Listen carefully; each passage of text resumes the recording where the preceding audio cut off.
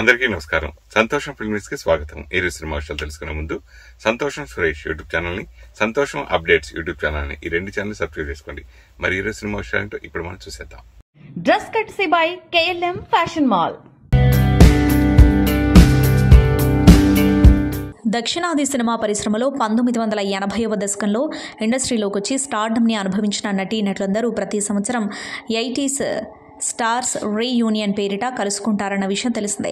అయితే ఈ ఏడాది కూడా ఈ స్టార్ నటులందరూ ఒకే చోట కలిశారు. టాలీవుడ్ నుంచి మెగాస్టార్ చిరంజీవితో పాటు విక్టరీ వెంకటేష్, నరేష్ తదితరులు హాజరు కాగా ఇతర ఇండస్ట్రీల నుంచి పలువురు స్టార్ నటులు ఈ వేడుకకు హాజరయ్యారు. ఇక అందరూ కలిసి ఒకే డ్రెస్ కోడ్లో హాజరైనట్లు ఫోటోలు చూస్తే అర్థమవుతుంది. అయితే ఈ వేడుకపై చిరంజీవి ఎక్స్ వేదికగా ప్రత్యేక పోస్టు పెట్టారు. 80వ దశకంలో నాతో కెరీర్ ప్రారంభించిన నా ప్రియమైన స్నేహితులతో ప్రతి రీయూనియన్ జ్ఞాపకాల వీధిలో ఒక నడకలా ఉంటుంది. నవ్వు, వెచ్చదనం మరియు దశాబ్దాలుగా మనం పంచుకున్న అదే విడదీయరాని బంధంతో నిండి ఉంటుంది. ఎన్నో మధురమైన జ్ఞాపకాలు, ఇంకెన్నో అంటూ చిరు రాసుకొచ్చారు. తెలంగాణ రాష్ట్రంలో మొట్టమొదటి సినిమాటోగ్రఫీ శాఖ మంత్రిగా పనిచేసిన తలసాని శ్రీనివాస్ యాదవ్ 1965 అక్టోబర్ 6న హైదరాబాద్లో తలసాని వెంకటేష్ యాదవ్, లలితాబాయి దంపతులకు జన్మించారు. తలసాని ఇంటర్మీడియట్ విద్యను పూర్తి చేశారు. విద్యార్థి దశ నుంచే నాయకత్వ లక్షణాలను అందిపుచ్చుకున్న ఆయన సువర్ణను వివాహం చేసుకున్నారు. ఈ దంపతులకు ఒక కుమారుడు, 2 కుమార్తెలున్నారు. తలసాని 1986లో జనతా పార్టీ అభ్యర్థిగా మోండా మార్కెట్ కార్పొరేటర్గా పోటీ చేయడం ద్వారా రాజకీయాల్లోకి ప్రవేశించారు. అయితే అప్పుడు ఓటమి పాలయ్యారు. అనంతరం తెలుగుదేశం పార్టీలో చేరి 1994లో సికింద్రాబాద్ అసెంబ్లీ నియోజకవర్గం నుండి పోటీ చేసి ఎమ్మెల్యేగా గెలిచారు. 1999 అసెంబ్లీ ఎన్నికల్లో తలసాని కాంగ్రెస్ పార్టీకి చెందిన మేరీ రవీంద్రనాథ్ను ఓడించి నారా చంద్రబాబు నాయుడు కేబినెట్లో ఆంధ్రప్రదేశ్ ప్రభుత్వంలో కార్మిక, పర్యాటక శాఖ మంత్రిగా బాధ్యతలు చేపట్టారు. 2004 అసెంబ్లీ ఎన్నికల్లో ఆయన తెలంగాణ రాష్ట్ర సమితి నుంచి పోటీ చేసిన టి పద్మారావు గౌడ్ చేతిలో ఓడిపోయారు. శ్రీనివాస్ యాదవ్ 2008 అసెంబ్లీ ఉప ఎన్నికల్లో మళ్లీ తన సమీప కాంగ్రెస్ పార్టీ అభ్యర్థి పిట్ల కృష్ణపై 18,067 ఓట్ల తేడాతో పోటీ చేసి 2009 ఆంధ్రప్రదేశ్ అసెంబ్లీ ఎన్నికల్లో అదే నియోజకవర్గం నుంచి పోటీ చేసిన సినీ నటి, కాంగ్రెస్ అభ్యర్థి జయసుధ చేతిలో దాదాపు 5,000 ఓట్ల తేడాతో ఓడిపోయారు. 2005లో ఆయన రాష్ట్ర తెలుగు యువత అధ్యక్షుడయ్యారు. తెలంగాణ రాష్ట్రం ఏర్పడిన తర్వాత శ్రీనివాస్ యాదవ్ 2014 అసెంబ్లీ ఎన్నికల్లో తెలుగుదేశం పార్టీ తరపున సనత్ నగర్ నియోజకవర్గం నుండి పోటీ చేసి గెలిచారు. తర్వాత ముఖ్యమంత్రి కల్వకుంట్ల చంద్రశేఖరరావు సమక్షంలో తెలంగాణ రాష్ట్ర సమితి పార్టీలో చేరి మంత్రిగా బాధ్యతలు స్వీకరించారు. 2018లో ఆయన టీఆర్ఎస్ పార్టీ తరపున సనత్ నగర్ నియోజకవర్గం నుండి పోటీ చేసి ఎమ్మెల్యేగా ఎన్నికై 2019 ఫిబ్రవరి 19న రాష్ట్ర కేబినెట్ మంత్రిగా రెండోసారి ప్రమాణ స్వీకారం చేశారు. మొత్తంగా 6 సార్లు ఎమ్మెల్యేగా గెలిచి డబుల్ హ్యాట్రిక్ కొట్టిన కొద్దిమంది రాజకీయ నేతలలో తలసాని ఒకరిగా రికార్డు సృష్టించారు. సనత్ నగర్లో మంచినీటి రిజర్వాయర్ నిర్మాణం, బహుళ ఉపయోగ ఫంక్షన్ హాళ్లు, క్రీడా ప్రాంగణాలు, వైట్ ట్యాపింగ్ రహదారుల నిర్మాణం, శ్మశాన వాటికల అభివృద్ధి, జీరా ప్రాంతంలో వివాదంలో ఉన్న ఇళ్ల సమస్యకు పరిష్కారం, సుభాష్ నగర్లో హైటెన్షన్ తీగల తొలగింపు, 5 ప్రాంతాల్లో డబుల్ బెడ్రూమ్ ఇళ్ల నిర్మాణం తదితర అభివృద్ధి పనులను తలసాని పూర్తి చేశారు. ప్రస్తుతం సనత్ నగర్ శాసనసభ్యుడిగా ఉన్న తలసాని శ్రీనివాస్ యాదవ్ ఈసారి తన పుట్టినరోజున ఎలాంటి హంగు ఆర్భాటాలు లేకుండా నిరాడంబరంగా జరుపుకోవాలని నిర్ణయించుకున్నారు. ఇటీవల మరణించిన తన వియ్యంకుడు మూల రాజ్ కుమార్ గౌడ్ స్మరణార్థం ఈసారి పుట్టినరోజు వేడుకలను సాదాసీదాగా నిర్వహించనున్నట్లు ఆయన తెలిపారు. నియోజకవర్గంలో అన్నదాన కార్యక్రమాలు నిర్వహించాలని సూచించారు. సంకల్ప బలం ఉంటే మనిషి సంతోషంతో సంబరాలు జరుపుకోవచ్చు, అంబరాన్ని కూడా అవలీలగా అందుకోవచ్చు. సంతోషం మ్యాగజైన్ అధినేత సురేష్ కొండేటి విషయంలో ఇది అక్షర సత్యం అనడంలో అతిశయోక్తి ఎంత మాత్రమూ కాదు. అతను నిత్య శ్రామికుడు, అవిశ్రాంత యోధుడు. అతని అమ్ముల పొదిలో ప్రశ్నల అస్త్రాలు ఎన్నో. కలం బలంతో కథం తొక్కడమే కాదు, కలలు సాకారం చేసుకోవడంలోనూ అనితర సాధ్యుడు. పాత్రికేయుడిగా కెరీర్ ప్రారంభించిన సురేష్ కొండేటి 2 తెలుగు రాష్ట్రాల్లో దాదాపు 85కు పైగా చిత్రాలను పంపిణీ చేసి ప్రేమిస్తే చిత్రం ద్వారా నిర్మాతగా మారారు. ఆ తర్వాత Journey, Shopping Mall, Pizza, Doctor Saleem, Nanna, Renigunta ఇలా ఎన్నో అద్భుతమైన డబ్బింగ్ చిత్రాలను తెలుగు ప్రేక్షకులకు అందించారు. ఆ తర్వాత శంభో శంకర స్ట్రేట్ చిత్రం ద్వారా నిర్మాతగా భాగస్వామ్యంగా ఉన్న సురేష్ కొండేటి ఆ తర్వాత కూడా మరికొన్ని డబ్బింగ్ చిత్రాలను అందించారు. పశ్చిమ గోదావరి జిల్లా పాలకొల్లు పేరు వినగానే మనకు గుండె జల్లుమంటుంది. ఎందుకంటే సినిమా రంగంలో అతిరథ మహారథులంతా ఆ ఊరివారే. సురేష్ది ఆ ఊరే. అందుకేనేమో సినిమా రంగం అతన్ని ఇక్కడికి లాక్కొచ్చి పడేసింది. జున్నూరు హై స్కూల్లో చదువుతున్న సమయంలోనే అతనిలో సినిమా అనే బీజం పడింది. తరగతి గది కన్నా ఆ ఊరి గ్రంథాలయమే అతని అడ్డ. సితారా, జ్యోతి చిత్ర లాంటి సినిమా పత్రికలు చదివితే ఇంకేముంది, సినిమా కలలే. సితారాలో గుడిపూడి శ్రీహరి గారి చిత్ర సమీక్షలు సురేష్ కొండేటిని హైదరాబాద్కు చేర్చాయి. హై స్కూల్ విద్య తర్వాత పాలకొల్లులోని ఛాంబర్ కాలేజ్లో ఇంటర్ చదువుతూ హైదరాబాద్కు వచ్చేశారు. వెళ్ళగానే ఎవరూ రెడ్ కార్పెట్తో స్వాగతం పలకరు. అందుకే తెలివిగా కృష్ణా పత్రికలో అడ్వర్టైజింగ్ విభాగంలో చేరారు. మనసంతా సినిమానే, అందుకే ఫిలిం రిపోర్టర్గా కొత్త జీవితం. సినీ ప్రముఖులను సురేష్ కొండేటి క్రమం తప్పకుండా ఇంటర్వ్యూలు చేయడం, సినిమా వార్తలను శరవేగంగా సేకరించడం గమనించిన సంపాదకులు పీరాట్ల వెంకటేశ్వరులు ఆ పత్రికలో కృష్ణ చిత్ర అనే ఫిలిం కాలం ప్రారంభించారు. అదే సమయంలో సూపర్ స్టార్ కృష్ణ 300వ చిత్రం తెలుగు వీర లేవరా విడుదలైంది. ఈ సినిమా రిలీజ్ సందర్భంగా సురేష్ కొండేటి ఆధ్వర్యంలో కృష్ణ పత్రిక ఓ ప్రత్యేక సంచికను వెలువరించింది.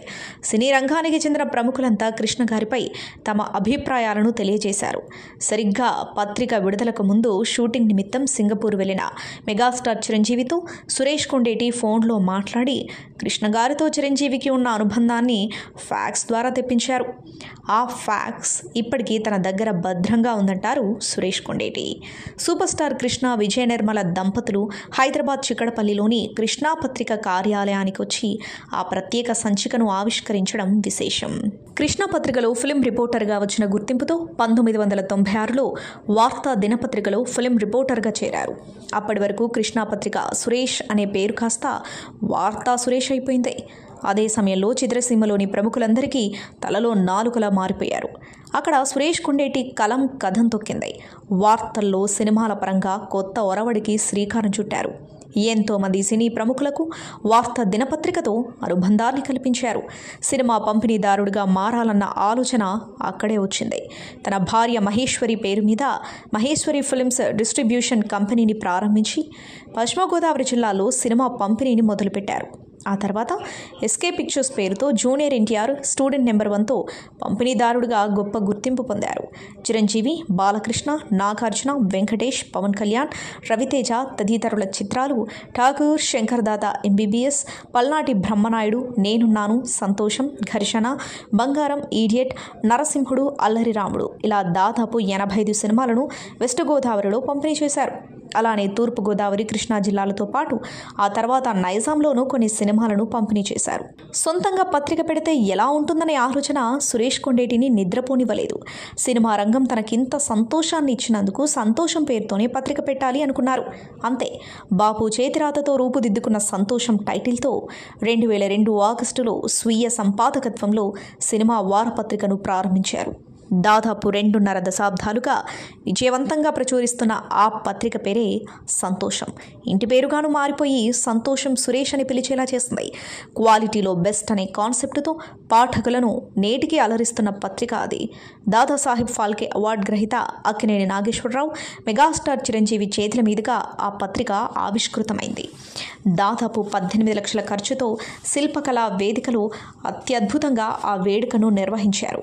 ఆ తర్వాత సంవత్సరం నుంచి సంతోషం పేరుతో సినిమా అవార్డులను ప్రదానం చేయడం మొదలుపెట్టారు.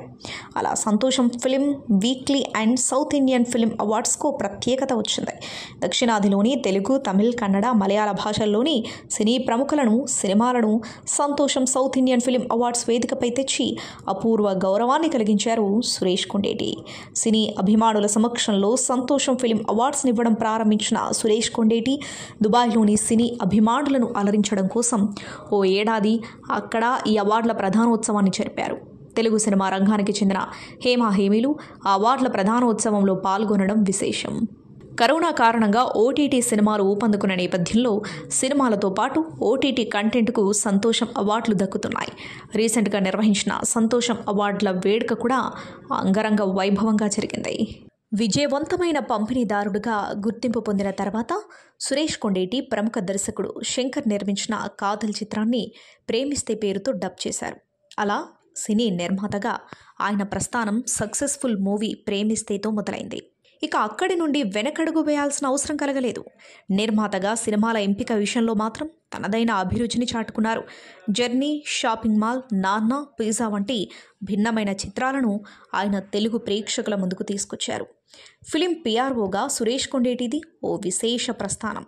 South Indian super star Rajinikanth, megastar Chiranjeevi సినిమాల మొదలు కొన్ని అగ్ర కథానాయకులు, నిర్మాతల చిత్రాలకు ఆయన పిఆర్ఓగా పనిచేసి తెలుగు సినిమా రంగంలో మెగా పిఆర్ఓగా గుర్తింపు పొందారు. కొత్త దర్శక నిర్మాతలు తమ చిత్రానికి సురేష్ కొండేటిని పిఆర్ఓగా పెట్టుకుంటే ఇక నిశ్చితంగా ప్రమోషన్ పరంగా తిరుగులేదు అనేలా ఉండొచ్చనే అభిప్రాయాన్ని కలిగించారు. పాత్రికేయ మిత్రులతో సుదీర్ఘకాలంగా ఉన్న అనుబంధానికి తన అనుభవాన్ని జతచేసి సినిమాలను ప్రమోట్ చేయడానికి విశేషంగా కృషి చేయడమే దానికి కారణం. అలానే చిత్రసీమలోకి అడుగుపెట్టిన కొత్తలోనే నల్ల శ్రీను మాస్టర్ దగ్గర డాన్స్లో శిక్షణ తీసుకుని నటుడిగానూ తన సత్తా చాటారు. వార్తాపత్రికలో రిపోర్టర్గా పనిచేస్తూనే అనేక సినిమాల్లో నటించిన సురేష్ కొండేటి దేవినేని చిత్రంలో వంకవీటి మోహనరంగా ఆయన పోషించిన ముఖ్య పాత్రల్లో ఒకటి. వన్ ఆఫ్ ది లీడ్గా చేసిన ఈ పాత్ర సురేష్ కొండేటికి మంచి పేరు తెచ్చిపెట్టింది. ఈ మధ్య దాదాపు 10కి పైగా చిత్రాల్లో నటిస్తూ నటుడిగా కూడా తన కెరీర్ను సక్సెస్ఫుల్గా కొనసాగిస్తున్నారు. ఆరాధ్య హీరో కోసం యమలోకానికి వెళ్లే అభిమాని పాత్రలో సురేష్ కొండేటి హీరోగా నటించిన వీరాభిమాని సినిమా ఈ ఏడాది మెగాస్టార్ చిరంజీవి పుట్టినరోజు కానుకగా ఆగస్టు 22న 70కి పైగా థియేటర్స్లో విడుదలై సురేష్ కొండేటి నట విశ్వరూపాన్ని చూపించింది. మెగాస్టార్ చిరంజీవికి సురేష్ కొండేటి ఎంత పెద్ద అభిమానో తెలియజేసింది. కరోనా సమయంలో పత్రికా రంగం అతలాకుతలమైంది. పలు దిన వార మాసపత్రికల ప్రచురణ సైతం ఆగిపోయింది. అయినా సురేష్ కొండేటి సంతోషం ఫిలిం వీక్లీ ప్రచురణను ఆపలేదు. కానీ ముద్రణా సౌకర్యం లేని కారణంగా పత్రికను ప్రచురించి ప్రజల వద్దకు 2 వారాల పాటు పంపలేని నిస్సహాయ పరిస్థితి. ఆ సమయంలో వచ్చిన ఆలోచనే యూట్యూబ్లో సంతోషం ఫిలిం న్యూస్. సినిమా రంగంలోని కరోనా పరిమితులకు లోబడి జరిగిన కార్యక్రమాలను సినీ అభిమానులకు, తోటి సినిమా రంగంలోని వారికి పంపి తద్వారా వారిలో చైతన్యం తీసుకురావడానికి సురేష్ కొండేటి ప్రారంభించిన మహాయజ్ఞమిదే. విశేషం ఏంటంటే కరోనా సమయంలో దానికి లభించిన ఆదరణ కారణంగా తదనంతరం కూడా అప్రతిహతంగా ఒక్కరోజు కూడా విరామం ప్రకటించకుండా సురేష్ కొండేటి ఈ సంతోషం డిజిటల్ న్యూస్ను అందిస్తున్నారు. దీనిని ప్రపంచవ్యాప్తంగా ఉన్న కోట్లాది మంది తెలుగు సినీ అభిమానులు ఆదరిస్తున్నారు, విశేషంగా ప్రశంసిస్తున్నారు. ఇప్పటికీ 2020వ ఎపిసోడ్కు చేరుకోవడం, సురేష్ కొండేటి స్వయంగా ప్రజెంట్ చేయడం ఓ విశేషం, ఓ రికార్డ్ అని చెప్పవచ్చు. సంతోషం వీక్లీ ఎడిటర్ అండ్ పబ్లిషర్గాను, ఫిలిం ప్రొడ్యూసర్, డిస్ట్రిబ్యూటర్గాను ఉంటూనే చిత్రసీమలోని వివిధ విభాగాలలోనూ సురేష్ కొండేటి తన సేవలను అందిస్తూ వస్తున్నారు. తెలుగు ఫిలిం ఛాంబర్ ఆఫ్ కామర్స్లోని ప్రొడ్యూసర్స్ సెక్టార్కు సెక్రటరీగా పనిచేసిన సురేష్ కొండేటి 3 పర్యాయాలు మూవీ ఆర్టిస్ట్ అసోసియేషన్ కార్యవర్గ సభ్యుడిగా ఎన్నికలలో నిలబడి భారీ మెజారిటీతో విజయం సాధించారు. ఫిలిం నగర్ కల్చరల్ కమిటీ చైర్మన్గా వ్యవహరిస్తున్నారు. తెలంగాణ ప్రభుత్వం ఏర్పడిన తర్వాత ఫిలిం అవార్డుల నిర్వహణ కోసం వేసిన కమిటీలోనూ సురేష్ కొండేటి సభ్యునిగా ఉన్నారు. వార్తా దినపత్రికలో ఉండగా ఫిలిం క్రిటిక్స్ అసోసియేషన్ సభ్యునిగా చేరిన సురేష్ కొండేటి 50 సంవత్సరాల సుదీర్ఘ చరిత్ర కలిగిన ఆ అసోసియేషన్కు 2 సార్లు అధ్యక్షుడిగా ఉన్నారు. ప్రస్తుతం అధ్యక్షుడిగా బాధ్యతలను ఇంకా కొనసాగిస్తున్నారు. మారిన పరిస్థితులను అర్థం చేసుకుని భవిష్యత్తును దృష్టిలో పెట్టుకుని తనను తాను దానికి అనువుగా మలుచుకోవడం సురేష్కి అలవాటు. అందుకే ఆయన కాలంతో పాటు తనను తాను సరికొత్తగా ఆవిష్కరించుకుంటూ ఉంటారు.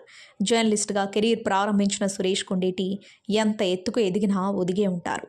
తన మూలాలను మర్చిపోరు. అందుకే ఇప్పటికీ మూవీ ప్రెస్ మీట్స్లో పెద్ద చిన్న అనే తారతమ్యం లేకుండా అందరిపైన తన ప్రశ్నాస్త్రాలను సంధిస్తూనే ఉంటారు.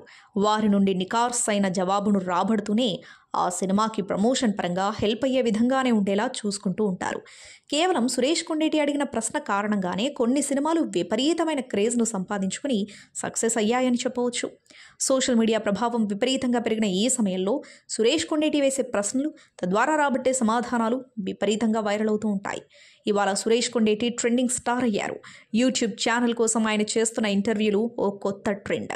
వ్యక్తిగా చిత్రసీమలోకి అడుగుపెట్టి వ్యవస్థగా మారిన సురేష్ కొండేటి జీవిత ప్రయాణం నేటి యువతరానికి స్ఫూర్తిదాయకం. పవర్ స్టార్ పవన్ కళ్యాణ్ హీరోగా నటించిన గ్యాంగ్స్టర్ డ్రామా మూవీ ఓజీకి విశేష ప్రేక్షకాదరణ దక్కిన సంగతి తెలిసిందే. విదేశాల్లోనూ ఈ సినిమాకి మంచి స్పందన లభించింది. విజయోత్సాహంలో ఉన్న దర్శకుడు సుజీత్, సంగీత దర్శకుడు తమన్ డాలస్ వెళ్లారు. ఓ థియేటర్లో ప్రేక్షకులతో కలిసి సినిమా చూశారు. షో పూర్తయ్యాక కేక్ కట్ చేసి సెలబ్రేట్ చేసుకున్నారు. అనంతరం అభిమానులు అడిగిన ప్రశ్నలకు సుజీత్ సమాధానాలు ఇచ్చారు. ఓజీకి సీక్వెల్ వస్తుందా, ప్రీక్వెల్ రానుందా అని అడగ్గా రెండూ వస్తాయని తెలిపారు.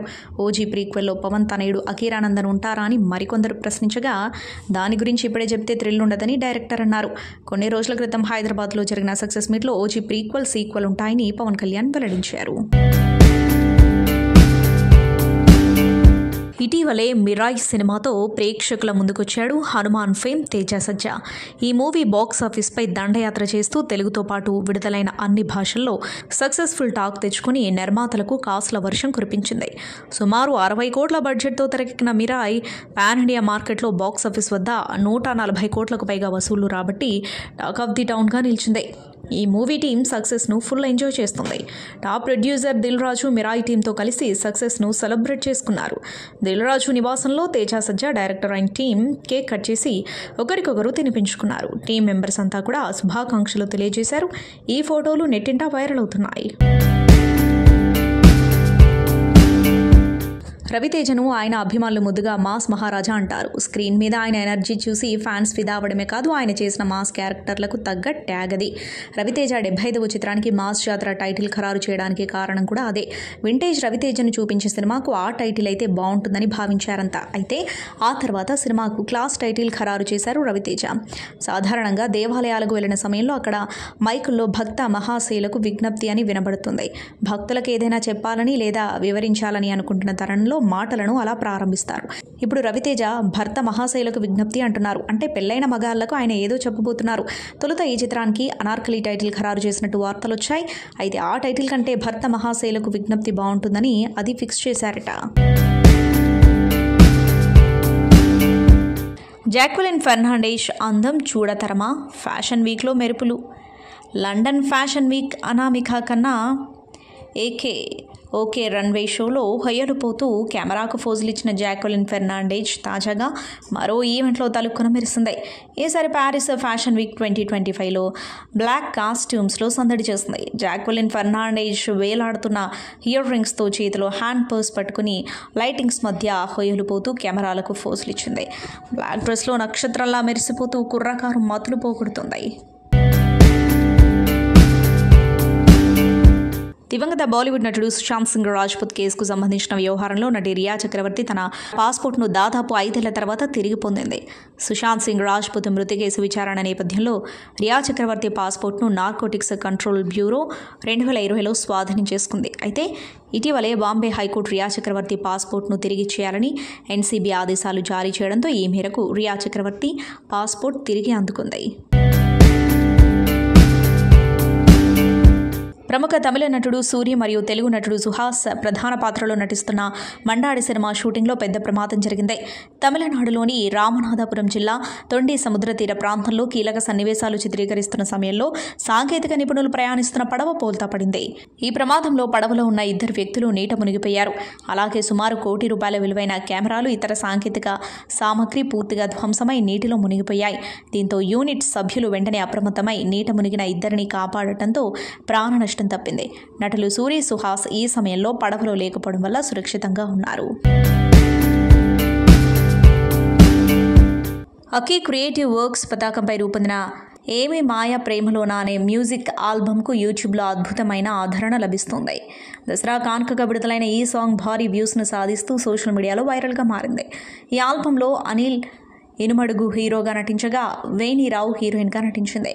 ముఖ్యంగా అనిల్ ఇనుమడుగు ఇందులో కథానాయకుడిగా నటించడంతో పాటు ఈ పాటకు సాహిత్యం అందించడం మరియు దర్శకత్వం వహించడం విశేషం. మార్క్ ప్రశాంత్ అందించిన సంగీతం, దినకర్ కలవుల మరియు దివ్య ఐశ్వర్య గానం ప్రేక్షకులను బాగా ఆకట్టుకుంటున్నాయి. కేరళలోని సుందరమైన లొకేషన్స్లో చిత్రీకరించబడిన ఈ పాట కేరళలో బోటు నడిపే ఒక అనాథ కుర్రాడి జీవితంలో మేఘాలు కమ్ముకున్న రోజు తారసపడిన ఓ అమ్మాయి ప్రేమని గెలుచుకునే సున్నితమైన ప్రేమ కథంతో తెరకెక్కింది. సినిమాటోగ్రాఫర్ శ్రవణ్ పనితనం ఈ ఆల్బమ్కు హైలైట్గా నిలిచింది. కేరళలోని లొకేషన్స్ను ఆయన చూడముచ్చటగా చూపించారు. ప్రతి ఫ్రేమ్ను రిచ్గా కనుల విందుగా మలచడంలో ఆయన విజయం సాధించారు. డ్రాగన్ సినిమాతో తెలుగులో మంచి ఫ్యాన్ బేస్ సంపాదించుకుంది కయాధు లోహర్. ఈ అస్సామీ సుందరి నెట్టింట పోస్ట్ పెట్టిందంటే చాలు కామెంట్స్, లైకుల వర్షం కురుస్తుంది. ఈ బ్యూటీ తాజాగా చెన్నైలో జరిగిన ఓ అవార్డ్స్ ఈవెంట్ సెరమనీలో పాల్గొంది. ఈ సందర్భంగా తనకు బాగా ఇష్టమైన స్ఫూర్తిని కలిగించే సినిమా ఏంటో చెప్పింది కయాధు లోహర్. ఇంతకీ ఆ సినిమా ఏంటి అనుకుంటున్నారా? బాక్స్ ఆఫీస్ను షేక్ చేసిన కల్ట్ క్లాసిక్ ఏ మాయ చేసావే. తాను ఏ మాయ చేసావే తెలుగు తమిళ వర్షన్లకు వీరాభిమానినని, మనస్సును కదిలించే స్టోరీ టెల్లింగ్ చాలా మందికి ప్రేరణ కలిగించేలా రొమాంటిక్ డ్రామా సాగుతుందని చెప్పింది కయాధు లోహర్. ఈ చిత్రానికి తన హృదయంలో ప్రత్యేక స్థానం ఉంటుందని చెప్పుకొచ్చింది. భారతీయ సినిమా రంగంలో అత్యున్నత పురస్కారమైన దాదాసాహెబ్ ఫాల్కే అవార్డును గెలుచుకున్న మలయాళ దిగ్గజ నటుడు మోహన్ లాల్ను కేరళ ప్రభుత్వం ఘనంగా సన్మానించింది. మలయాళం వాణులం లాల్ సలాం పేరుతో తిరువనంతపురంలోని సెంట్రల్ స్టేడియంలో అట్టహాసంగా జరిగిన ఈ కార్యక్రమంలో ముఖ్యమంత్రి పినరాయి విజయన్ ముఖ్య అతిథిగా హాజరై మోహన్ లాల్ను సత్కరించారు. ఈ సందర్భంగా ముఖ్యమంత్రి పినరాయి విజయన్ మాట్లాడుతూ మోహన్ లాల్ను ప్రతి మలయాళీకి గర్వకారణంగా అభివర్ణించారు. మలయాళీ సినిమా కళాత్మకంగా, వాణిజ్యపరంగా ఎదగడంలో మోహన్ లాల్ పాత్ర ఎంతో ఉందని ప్రశంసించారు. 2004లో లెజెండరీ ఫిల్మ్ మేకర్ అడూరు గోపాలకృష్ణన్ తర్వాత 2 దశాబ్దాల తర్వాత మళ్లీ కేరళకు ఈ అత్యున్నత గౌరవాన్ని మోహన్ లాల్ తీసుకురావడం గొప్ప విషయమన్నారు. హిందీ పరిశ్రమలో విషాదం నెలకొంది. అలనాటి హిందీ, మరాఠీ చిత్రాల ప్రముఖ నటి సంధ్యా శాంతారాం కన్నుమూశారు. వయసు సంబంధిత అనారోగ్య సమస్యలతో బాధపడుతూ ఆమె శనివారం ముంబైలో తుది శ్వాస విడిచారు. ఆమె వయస్సు 94. సంధ్యా శాంతారాం భారతీయ చలనచిత్ర దిగ్గజ దర్శకుడు, నిర్మాత అయిన దివంగత వి శాంతారాం సతీమణి. ఆమె తన సినీ జీవితంలో ఎక్కువగా ఆయన దర్శకత్వంలోనే నటించారు. 1950, 60లలో హిందీ, మరాఠీ చిత్రాల్లో నటించిన ఆమె జనక్ జనక్, బాల్ బాజే, దో ఆంఖే బారాహత్, నవరంగ్, మరాఠీ క్లాసికల్ చిత్రం పెంజ్రా వంటి చిరస్మరణీయమైన చిత్రాల్లో తన నటన, నృత్య కౌశలంతో ప్రేక్షకుల మనసులో చెరగని ముద్ర వేశారు. ఇక సంధ్యా శాంతారాం మృతితో బాలీవుడ్, మరాఠీ సినీ పరిశ్రమల్లో విషాద ఛాయలు అలుముకున్నాయి. పలువురు సినీ ప్రముఖులు ఆమె మృతికి సంతాపం తెలిపారు. శనివారం ముంబైలోని శివాజీ పార్క్ ప్రాంతంలో ఆమె అంత్యక్రియలు పూర్తయ్యాయి. నటులు సత్యరాజ్, ఉదయభాను, వశిష్ఠ, ఎన్ సింహ ప్రధాన పాత్రలో నటించిన చిత్రం త్రిబాణధారి బార్బరిక్. ఈ సినిమాకు మోహన్ శ్రీవత్స దర్శకత్వం వహించగా సత్యం రాజేష్, శాంచి రాయ్, విటివి గణేష్, క్రాంతి కిరణ్, మేఘనా తదితరులు కీలక పాత్రలో నటించారు. విజయపాల్ రెడ్డి అడిధల నిర్మించగా ఇన్ఫ్యూజన్ బ్యాండ్ సంగీతం అందించింది. ఇటీవల ప్రేక్షకుల ముందుకొచ్చిన ఈ చిత్రం బాక్సాఫీస్ వద్ద నిరాశను పరిచింది. మరోవైపు ఈ సినిమా డిజాస్టర్ అవ్వడం వలన మనస్తాపం చెందిన దర్శకుడు భావోద్వేగానికి గురవడంతో పాటు తన కష్టానికి తగిన ఫలితం దక్కలేదని మీడియా ముందే చెప్పుతో కొట్టుకున్నారు. దీంతో ఈ మూవీ గురించి వైరల్ అయింది. అయితే వివాదాస్పదంగా మారిన ఈ చిత్రం తాజాగా ఓటీటీలోకి రాబోతుంది. ప్రముఖ ఓటీటీ వేదిక సన్నెక్స్లో ఈ చిత్రం అక్టోబర్ 10 నుంచి స్ట్రీమింగ్ కాబోతున్నట్లు చిత్ర బృందం ప్రకటించింది. యువ హీరో నాగశౌర్య ప్రస్తుతం వరుస సినిమాలతో బిజీగా ఉన్నారు. గతంలో ఆయన నటించిన పలు సినిమాలు బాక్సాఫీస్ వద్ద నిరాశపరచడంతో ఎలాగైనా హిట్ కొట్టాలనే కసితో ఉన్నాడు. ఈ క్రమంలోనే వరుస సినిమాలను ఓకే చేస్తున్నాడు. ఈ క్రమంలోనే కొత్త దర్శకుడు రామ్ దేశినా డైరెక్షన్లో నాగశౌర్య బ్యాడ్ బాయ్ కార్తిక్ అనే ఓ యాక్షన్ ఎంటర్టైనర్లో నటిస్తున్నారు. శ్రీ వైష్ణవి ఫిల్మ్స్ పతాకంపై శ్రీనివాసరావు చింతలపూడి నిర్మిస్తున్నారు. ప్రస్తుతం ఈ సినిమా శరవేగంగా షూటింగ్ జరుపుకుంటుంది. అయితే తాజాగా ఈ మూవీ నుంచి టీజర్ అప్డేట్ను పంచుకుంది చిత్ర యూనిట్. ఈ సినిమా టీజర్ను 11:57 విడుదల చేయబోతున్నట్లు చిత్ర బృందం ప్రకటించింది. ఈ సందర్భంగా కొత్త పోస్టర్ను పంచుకుంది. శ్రీ సత్యసాయి జిల్లాలోని పుట్టపర్తి సత్యసాయి మహాసమాధిని నటుడు విజయ్ దేవరకొండ దర్శించుకున్నారు. ఈ మేరకు ఆయన ప్రశాంతి నిలయం చేరుకున్నారు. శాంతి భవన్ అతిథి గృహం వద్ద ట్రస్ట్ వర్గాలు ఆయనకు స్వాగతం పలికాయి. విజయ్కి పుట్టపర్తితో అనుబంధం ఉన్న సంగతి తెలిసిందే. శ్రీ సత్యసాయి పాఠశాలలో ఆయన చదువుకున్నారు. 2 రోజుల క్రితం నటి రష్మికతో విజయ్ నిశ్చితార్థం జరిగినట్లు సమాచారం. హైదరాబాద్లోని విజయ్ స్వగృహంలో 2 కుటుంబాలు అత్యంత సన్నిహితుల సమక్షంలో ఈ వేడుక చేసినట్టు తెలిసింది. వచ్చే ఏడాది ఫిబ్రవరిలో వివాహానికి ముహూర్తం కుదిరినట్టు సమాచారం. ప్రదీప్ రంగనాథ్ కథానాయకుడిగా రానున్న చిత్రం డ్యూడ్. ప్రముఖ నిర్మాణ సంస్థ మైత్రి మూవీ మేకర్స్ సంస్థ నిర్మిస్తుంది. మమితా బైజు కథానాయిక. ఈ చిత్రంతో కీర్తీశ్వరన్ దర్శకుడిగా పరిచయం అవుతున్నారు. దివాళీ సందర్భంగా అక్టోబర్ 17న ప్రేక్షకుల ముందుకొస్తుంది. ఈ నేపథ్యంలో మరో పాటను విడుదల చేశారు. సింగారి చిన్నదాన అంటూ సాగే ఈ పాటను రామజోగేష్ శాస్త్రి రాశారు. సంతోషం సురేష్ యూట్యూబ్ ఛానల్ ద్వారా ఎక్స్క్లూజివ్ ఇంటర్వ్యూని, ఎక్స్క్లూజివ్ లైవ్ షోస్ ని, ఎప్పటికప్పుడు కొత్త విశేషాలని మీకు అందించడం జరుగుతుంది. మీ మొబైల్ అని యూట్యూబ్కి వెళ్ళి సంతోషం సురేష్ అని టైప్ చేయండి. అలాగే సంతోషం అప్డేట్స్ అని టైప్ చేయండి. ఈ రెండు ఛానల్ని సబ్స్క్రైబ్ చేసుకోండి. ఎప్పుడు న్యూస్ అప్డేట్ చూసేయండి. Thank you. Dress కట్సీ by KLM fashion mall.